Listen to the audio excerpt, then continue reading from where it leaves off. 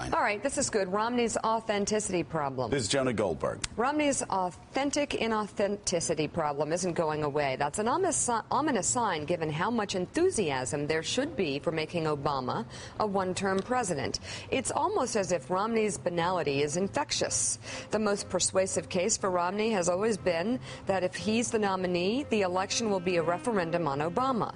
But that calculation always assumed that rank-and-file Republicans will vote for their nominee in huge numbers no matter what. That may well still be the case, but it feels less guaranteed every day.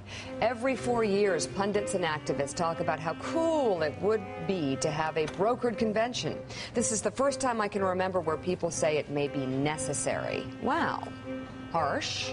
True at this point? Do we feel that way after New Hampshire? Do conservatives, conservatives have been looking at one flawed conservative candidate after another over the past year. And so now that the flawed candidates have proven just how flawed they are and have fallen to the side, we're left with Mitt Romney. And we are staring at a guy who over the course of his political career has moved back and forth time and time again.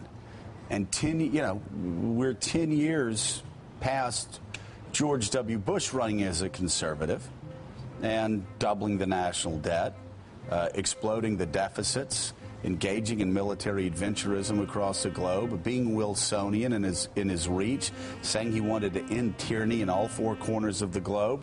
Mitt Romney is not following Ronald Reagan, where conservatives feel like they can take a chance.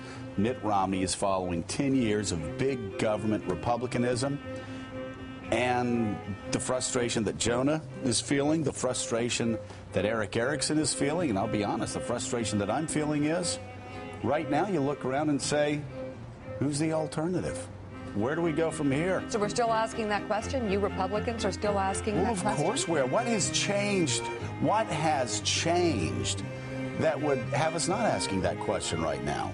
And Al, as you know, I mean, George W. Bush won in 2004 because he was able to draw every last conservative voter out. He didn't go to the middle. He drew every conservative out, and that's how Karl Rove won that election for George W. Bush. No, I think Mitt Romney is not going to pull those people out. There's no way that I see Republicans win unless you can unite the conservative base, which clearly is not happening. Then when you couple the fact that you have the Ron Paul element there, who will have delegates, it's going to be a very interesting convention.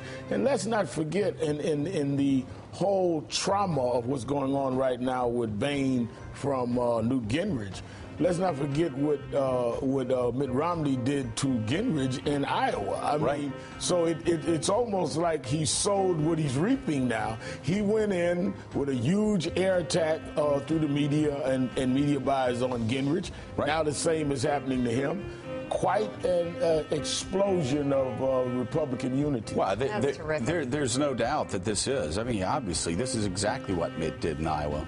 To Newt. And nobody's saying Newt doesn't have a right to do it with Mitt. It's just how he's framing the issue is sort of bizarre for a conservative primary. But the problem with a brokered convention scenario is you have to have somebody who's won a lot of delegates. And right now it's Ron Paul.